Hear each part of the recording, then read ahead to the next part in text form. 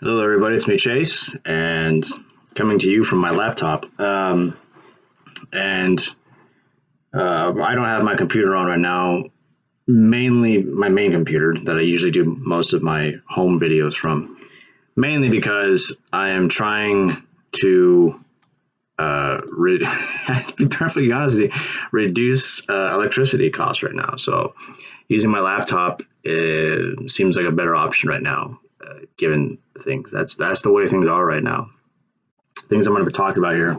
So I just got word that apparently here in San Antonio, even though nothing has gone crazy, but I got word that here in San Antonio we are getting ready for a sort of a quarantine, a city instituted quarantine, not like a it's probably a good idea, but you decide kind of thing. But like no, we're making you do it. And so apparently that's coming here in a few hours. So that's great. So that means, and for how long? Probably like 2 weeks or so. This is truly incredible what I'm witnessing right now happen around me. Not incredible in the sense of it's the end of the world. I don't think it is by any stretch of the imagination. It's incredible to see how this thing has morphed into what it has morphed into. Something that I think it really isn't, but is because of the kind of society we live in and the kind of people we live with. And maybe I'll talk about that. I don't know. But right now, I wanted to sort of illustrate one of the things that's really frustrating to me. I have a friend on Facebook who I haven't talked to in years. Suddenly decided to comment on my video that I made about what's it called? I titled the video um, "Loving Your Neighbor Also Means You Don't Mandate Them to Stay Home." That's what I titled the video. It was a little short video that I made while I was at work today, like 13 minutes long, and talking about why my concerns with having people stay home in the midst of all this. One of my concerns. There's a lot of things going on with this thing that I think are worthy of being questioned. And the problem is the people who are asking the questions are being ridiculed, like me. We're being told that we just don't care, and blah blah blah blah blah.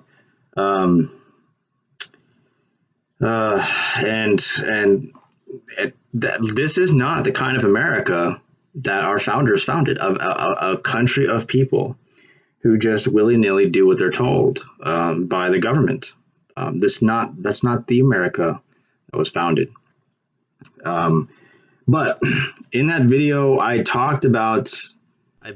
basically laid out what my concerns are. And I have a friend who, out of respect and grace, I guess I will keep nameless, but I will read what she said. She said, "So the medical professionals are wrong. Chase, you have zero credentials to be encouraging people to not take this seriously and to be telling people they don't need to quarantine right now. This video is spitting in the face of every healthcare worker that is in mayhem over this virus. Shame on you. This is the exact reason why I'm no longer a Christian or believe in this BS. Bye. And for the record, I'm in quarantine and haven't bought a single thing of milk or toilet paper or panic bought anything for that matter." Let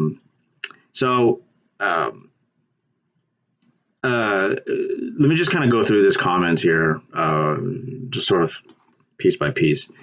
My main accusation to her was that she didn't really watch my whole video. I don't think she did, because I think the comment, for the most part, demonstrates that maybe she watched a little bit of it, maybe, but got to a point where she couldn't take it anymore and stopped and just lambasted me, just laid right into me from that point.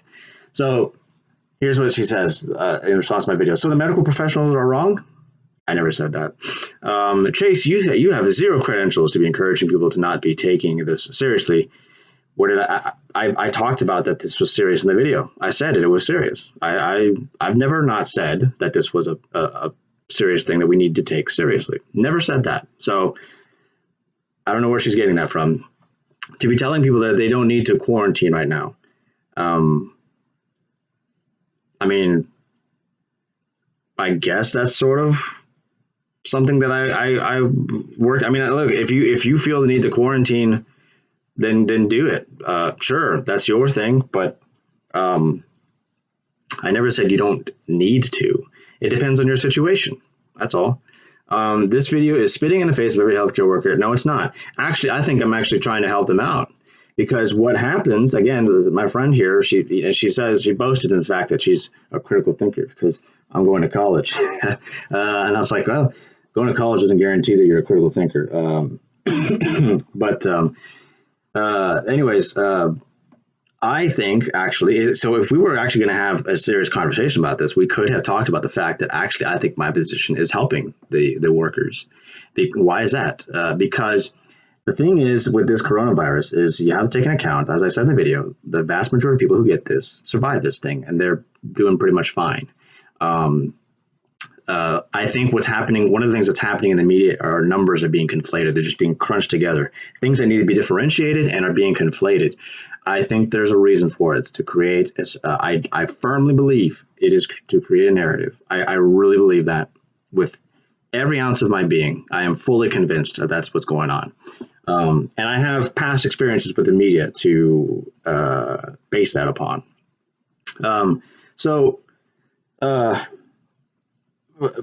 But so with the numbers being numbers that should not be conflated are being conflated, you can create a panic, basically and guilt people, like she's basically trying to do to me, trying to guilt me into shame on you. Oh, how dare you? You know, things like that. You know, that's what you do, is you shame people into submission, rather than actually talking about this talking seriously about it, like adults should do. You know.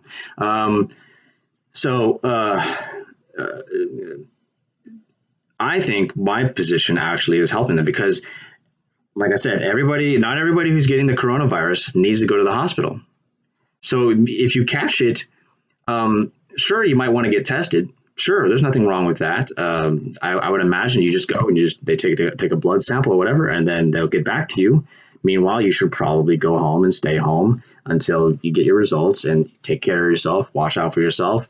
Let people know, hey, I just got tested. I don't have my results back yet, so you may not want to be around me right now. That'd be great. See, I am taking this seriously, my friend. I am. I think that's a great idea. And then let's say you come back, the test results come back, and then you do have it. Well, chances are you're probably going to catch a fever. If anything, joints are going to hurt, maybe a headache. A lot of things I had a few weeks ago, and look at me, I'm fine. I don't know if I had it, though. I have no idea. I could have had it. Never. I don't know. I mean, the only thing I can tell you is that I don't normally catch the flu. It's been years since I've ever had the flu, and I caught it this year. So I think it could be possible that I had it. But sorry, I heard some stuff outside. I'm just wondering if if the apocalypse has begun yet or something. Anyways, so you go home and you just take care of yourself as if you have the flu. I'm not saying that it is the flu. Again, I don't know. Honestly, I'm confused. You know, my friend here, she's probably getting her news from just one source or something like that. Huffington Post, for all I know. It wouldn't surprise me. But see, I'm getting news from all different sources, including CNN, all this stuff, and I'm getting mixed reports. I don't know what to believe anymore. I think the only people who are making any sense are the people who are willing to admit, dude, I don't know what to believe. Those are the people that I'm actually willing to trust more than anybody else. Because I'm like, that guy is paying attention. That guy or that gal is not just sticking to one line of news, but they're hearing everything that they can get. But because so all you need to do is just stay home and you'll be fine. You'll most likely be fine. There is a 98% survival rate of this thing. The last I checked, about a week or so ago, the mortality rate here in the United States was 1.63%. That's 1%. That's 1.63. You know how that you compare that to the rest of the population. I mean, the massive survival rates. I mean, that only like 200 some people have died. I'm not saying that those people are meaningless and they're just stats. I'm not saying that at all. What I am saying, though, is that the rate in which people are dying from this thing, are actually dying, is far below the necessity to act the way we're acting right now. It just is. And so what you do is you don't go, oh, I'm sick, I probably have the coronavirus, and then you go in and then have them add another patient to the list who probably didn't even need to be on the list, who probably could have just stayed home and just toughened the thing out, basically. That changes based on your health conditions, though. But see, the thing is, if you don't have pre-existing health conditions and you get this thing, you are more likely to die in a car accident than you are from this. That's just the fact. That's not my opinion. That's the facts. And we're shutting down an entire country over that. Don't you think that's strange? Don't you think that's weird? I've just been trying to get people to ask these questions, put this whole thing in perspective, and we're not doing that. We're just reacting to whatever in the world we're getting as considered news. We're just reacting to it, and we're not sitting and thinking, wait a minute, but we only have this amount of data and this and that, but there's also this. So why, like a couple of days ago, I think it's probably still going on. There are certain cities that have curfews. You have to be inside by like 8 o'clock. And I would think a rational thinking person would go, so this virus is, what is it, get worse at night or something? I shouldn't be out at night. That's when the virus comes around and gets me. Is that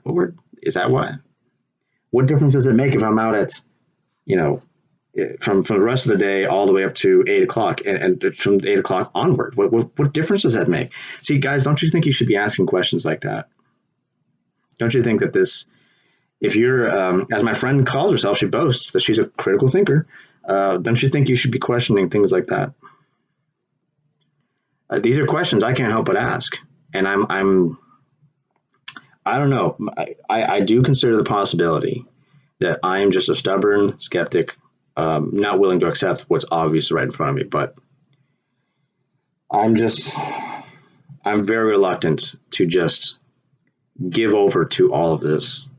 I am.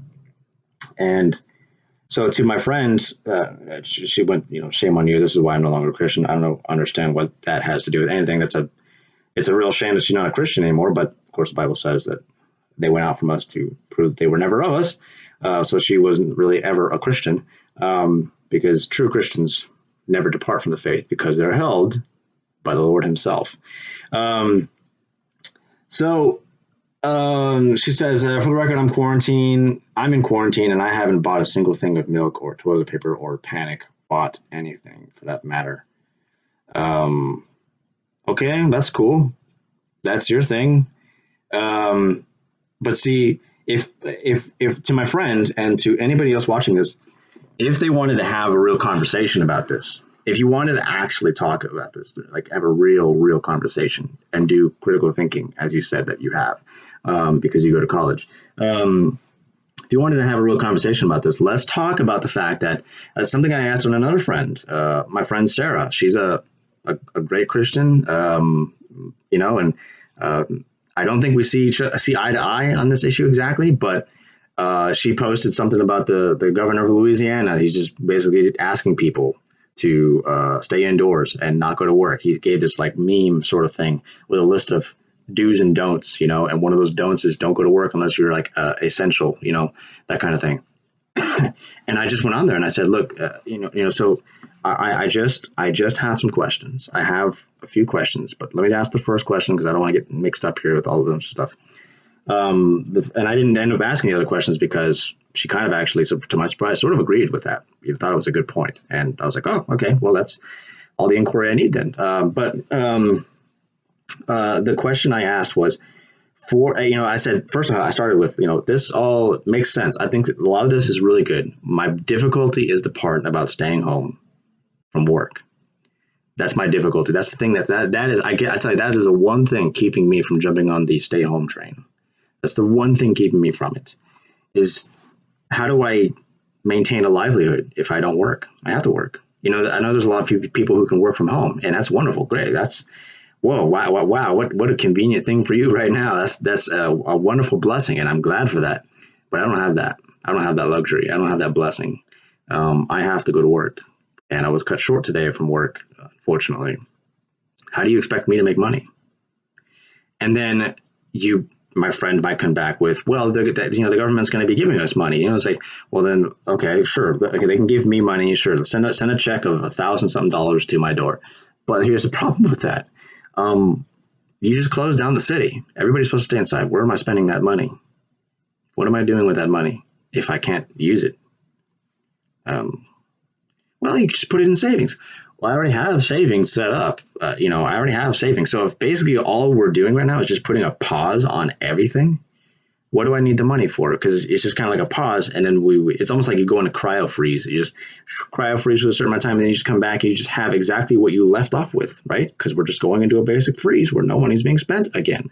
So why even just give me extra money? Doesn't that money could probably be better used for something else than just printing more money and just giving it to Americans? And then if you give it to households, what are you incentivizing other than just stay at home and we'll just give you money? And then more and more Americans stop working, and then there's less place to even spend the money in the first place. You're just incentivizing people not to work. And so why not instead take that money and give it to the smaller businesses? Because it's the small businesses that really keep this country afloat. Why not give it to the small businesses so they can stay afloat, keep their workers, and all that stuff, and you keep the economy going? See, this is my big problem here. Like I said, you got to have that balance. You have this one side over here that just says, like my friend said that apparently thought that that's what I was saying, and I wasn't. I made it very clear in the video. But you have this one side that just says, who cares? It's not going to affect me, so I don't care. I'm just going to go party and whatever. Blah, blah, blah, blah. So you have that side, and we don't want to be that side, utterly careless about this whole thing. But you don't want to be on the other side where you just, like my friend here, just believe everything the government tells you,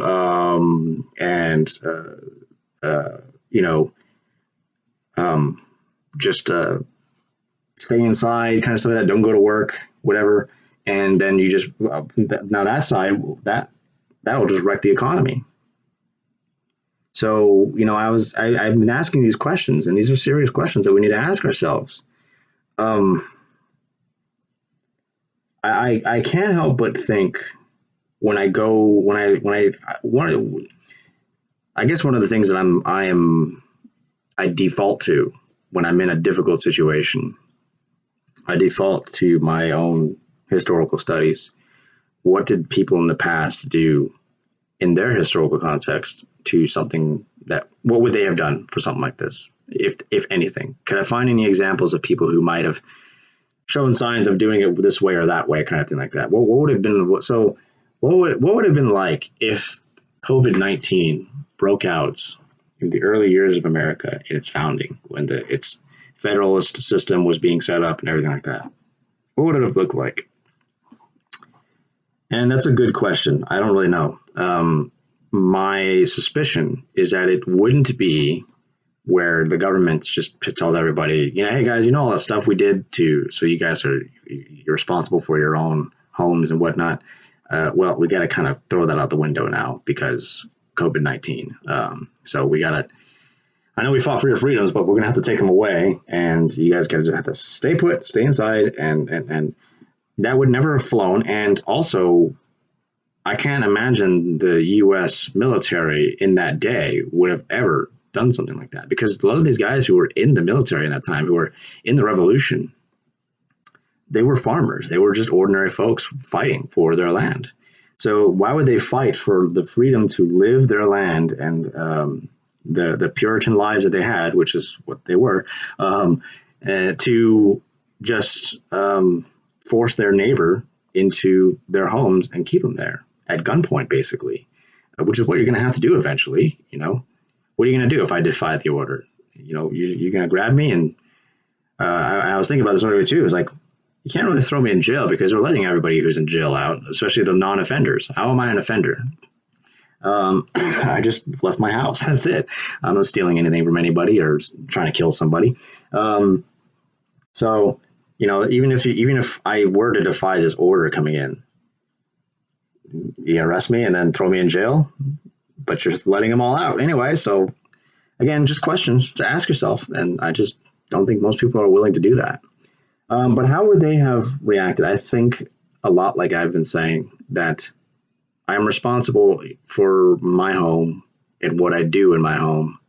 And also, you know, one of the things that we don't consider today, a lot of us live, most of us live very close to each other, especially in the city areas. It's in the city areas you tend to get more liberal. And the reason why is because so many people in the city are the closer you are in the city, the more dependent you are on um, governments or states, utilities and stuff like that to survive. When you're out in, the countryside, you kind of have to do things yourself, and you become less reliant on the government. And that's the way most of the people were in those days. So the mentality of so much dependence upon the federal government and the state, local governments was not very high. It was pretty low, and continued like that for some time.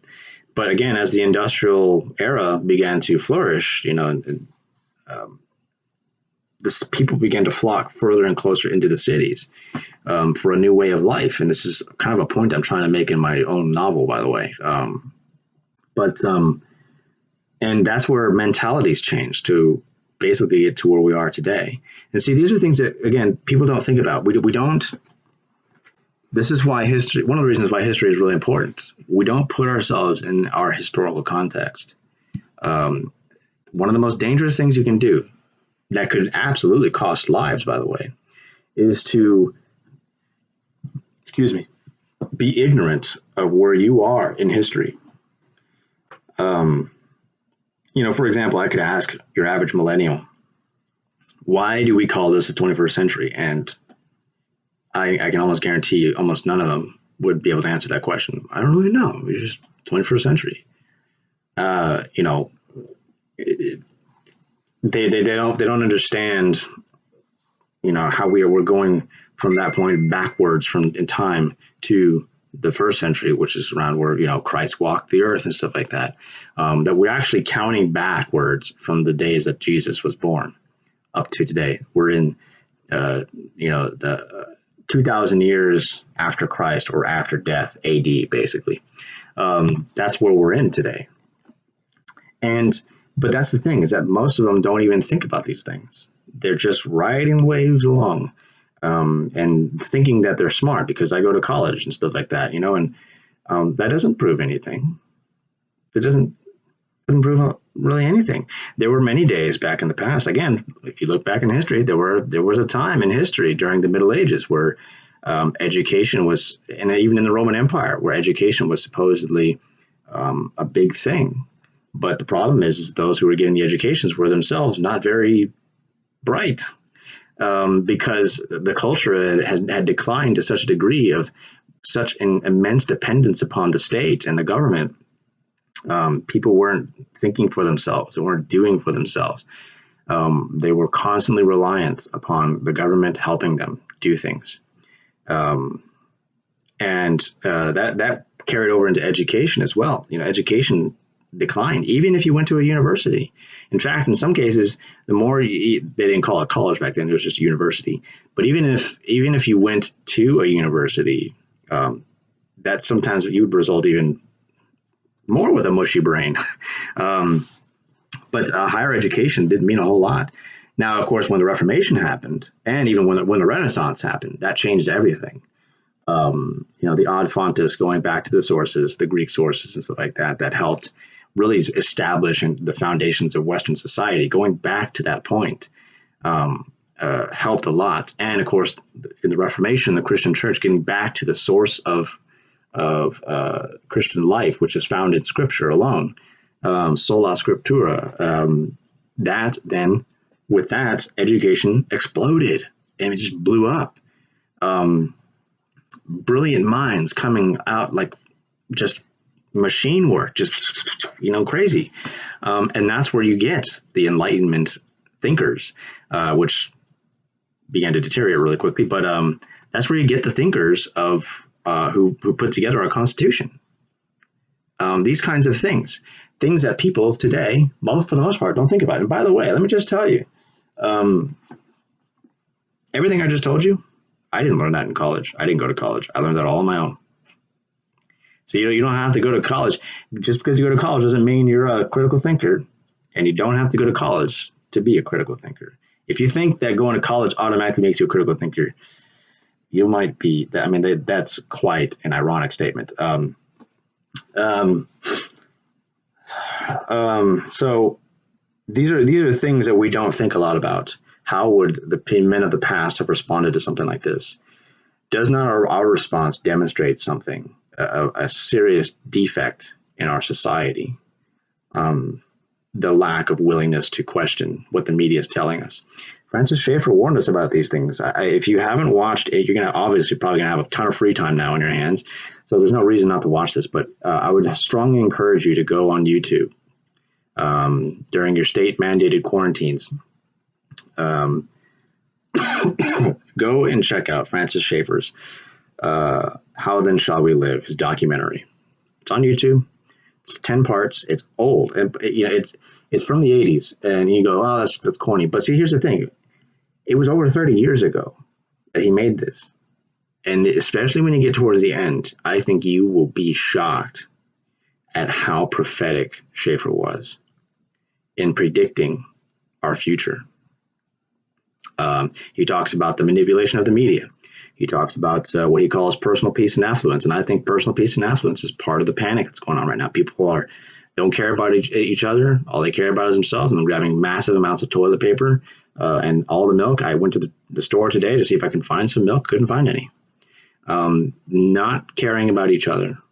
Not looking out for each other. Again, back in the day, see, there was a day, again, going back in time, most people back then, they were farmers. And so a lot of them had their own cows. They didn't have to go to the store to get it. They made their own milk. But let's say that, their neighbors, who are typically not a couple, just a stone toss away from each other, but they were quite a distance away. But let's say that their neighbor didn't have any milk. They would help them. They would give them milk. I mean, honestly, if something like this were to happen back in those days, I think the United States would have been really, really in a very good shape. People lived very far from each other, but even when they lived far from each other, they knew each other. They were friends for the most part. That doesn't mean everybody was just completely innocent and nothing mischievous happened. But for the most part, people were friends. They all went to church with each other. They were good people, and they took care of each other. And it was that mindset, that Puritan mindset that they had that we have forgotten today, completely forgotten, even in the conservative movement, just totally forgotten about it. And it's when I look back on all this stuff, I have to come to the conclusion that we are where we are today. I mean, look, let's the coronavirus thing obviously was always going to happen, obviously. Everything that has happened, God has predestined to happen, as Scripture tells us. God is not caught by surprise. He has an intention in everything that he's doing. But that doesn't change the fact that if the coronavirus was always going to happen, and if we were like we were back then, how would things be today if we did not fall off the rails a long time ago from our Puritan traditions that rose up out of the Reformation? If we had not forgotten about that a long time ago, and then just had our children educated by the state, which was never part of our Constitution, that eventually led to the continual further reliance upon the state. When the state's teaching your kids, why would it teach you to be skeptical of itself? It wouldn't. Those state funded teachers need a job. They don't want to. Their job is not going to be to tell your kids, "Hey, don't trust the state." Of course not. They're going to tell you, "Hey, the state's good. The state's done so much for you," and stuff like that. And trust her. We got your back. and all that stuff. Uh, but that's where that's what I'm constantly brought back to, is that we have this historical ignorance, massive historical ignorance, and it's costing us. When is this thing going to end? I'm not talking about the COVID-19. That's probably going to be with us forever. We're going to eventually, Lord willing, develop a vaccine for it, like we do every other pandemic stuff, whatever. Everything that has ever thrown us curveball that we've gotten over, for the most part, doesn't mean people still don't still die from it, but for the most part, we'll have gotten over. So all that aside, when is this going to end? When is this quarantine that's about to happen here in San Antonio? When is that going to end? And what does it mean for my future and the future of thousands and thousands and thousands and millions of families who are out of work because of this thing? Again, send them a paycheck. Where are they going to spend it? You shut down the city. They can't spend it anywhere. So it is silly and stupid. Doesn't make any sense. How would they have handled these things back in the past? They would have handled it the way they handled everything. That's, you're responsible for, in some cases, in some senses, your neighbor and their well-being, but you're responsible for your house, and what you do in your house, what you do in your hometown, your local area, is up to you. And we don't think like that anymore. And that's why we have these socialist policies forced on us, because we just don't think that way anymore. We don't put ourselves in our historical context, and recognize that that the past speaks to us. See, this is the thing. This is the big thing.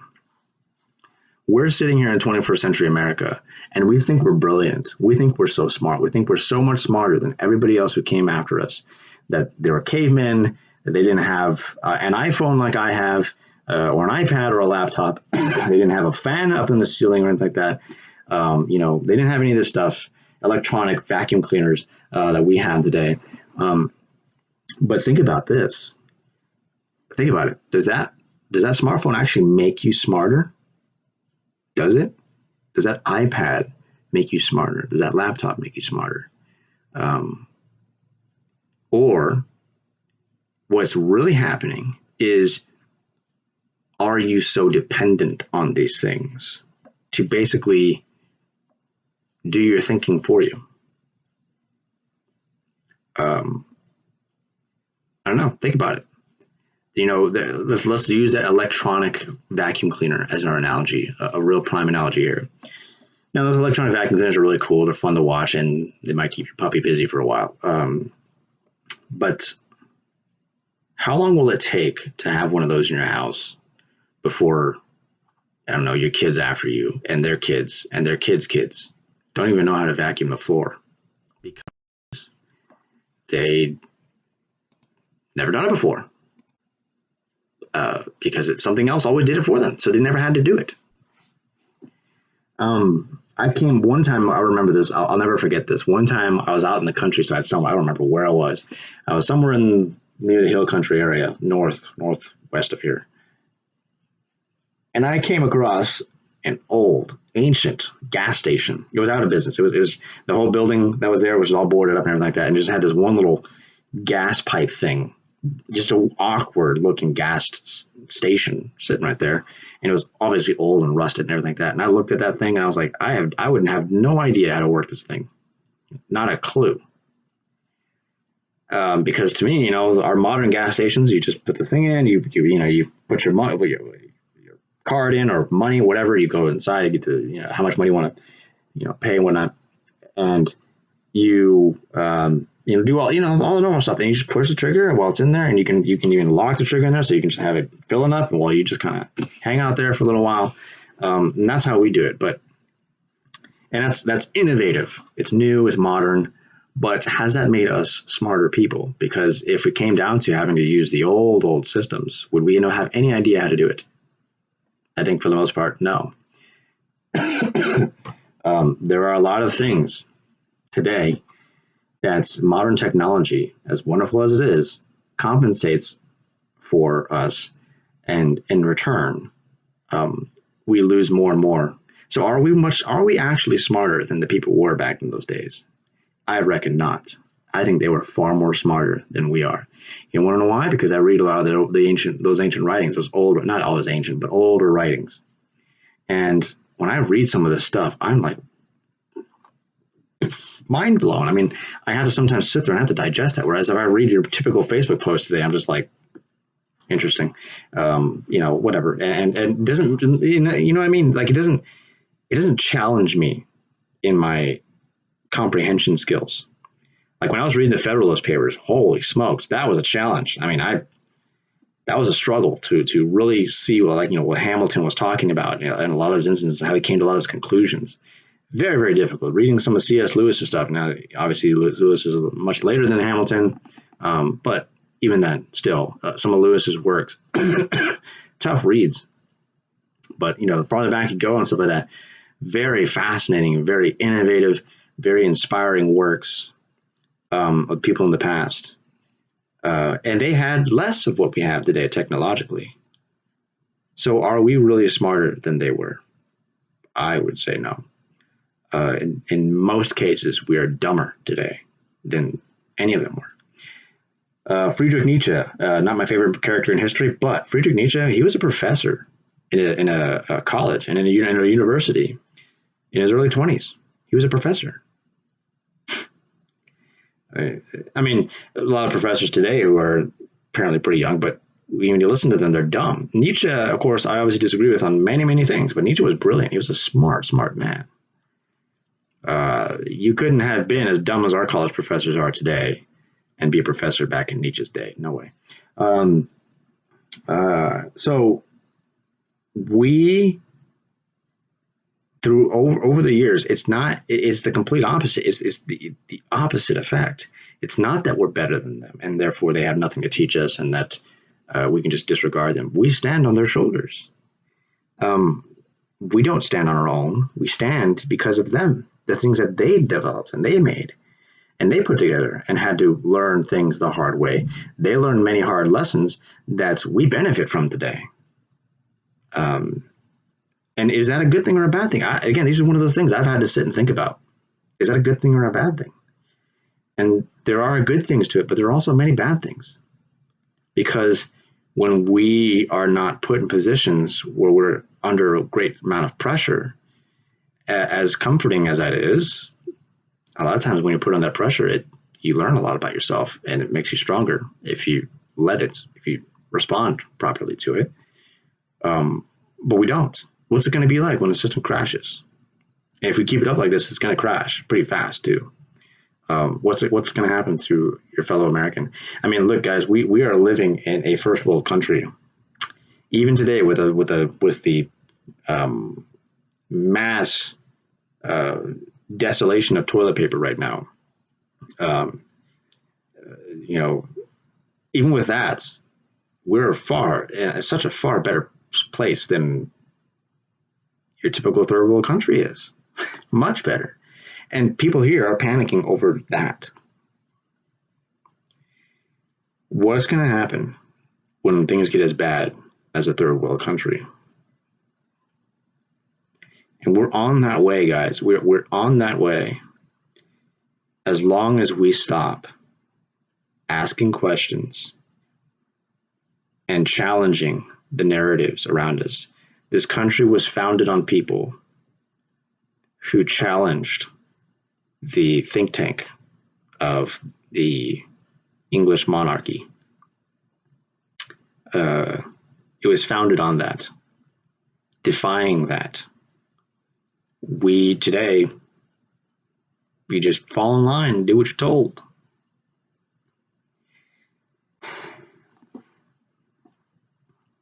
I don't think we're going to survive this if we keep with this kind of attitude. Don't think we will. So I guess, given I might have a lot more time on my hands than I want, I might make more periodic videos just to kind of continue to ask questions, serious questions that need to be asked. And I'll continue to ask those questions, and I'll continue to challenge the narrative until, I don't know, shut off my internet or something.